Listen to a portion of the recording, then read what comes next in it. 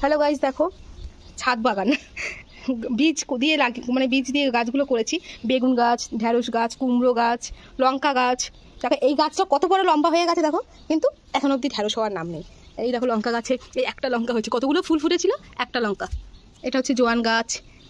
এই কটা বাচ্চা বাচ্চা ঢেঁড়স গাছ আছে। এই লঙ্কা গাছটাতে লঙ্কা নেই, একটা ফুল ফুটে বসে আছে। এই একটা দেখো কত বড় ঢেঁড়স হয়েছে। একটা ঢেঁড়স পেরে মানে তুলে আর কি হবে, আরও হবে যদিও।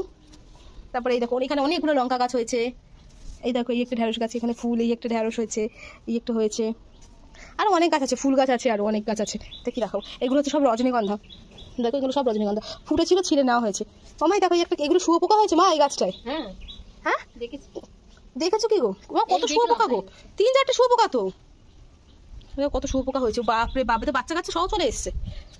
তো জানিও কেমন লাগলো আমার ছাদ বাগান, এইটুকুই। আরও আছে, বেগুন গাছ আছে, চাল কুমড়ো গাছ আছে, এই দেখো চাল কুমড়ো গাছ আছে। এই গাছটাও হচ্ছে, ওই এক এক সময় এক একটা শখ হয় তো সেরকম আর কি। এটা হচ্ছে জোয়ান গাছ। তোমরা জোয়ান গাছ কে কে দেখেছো? জোয়ান গাছ দিয়ে কী কী করা যায় একটু পাতাগুলো দিয়ে বলবে তো, কবে যে জোয়ান হবে তা তো আর জানি না। ধনে পাতা করার চেষ্টা করেছিলাম, দেখো এইটুকু এইটুকু হয়ে বসে আছে, আর করতে পারলাম না। তোমরা জানিও কেমন হয়েছে, আর কি কি লাগানো যায় ছাদে জানিও।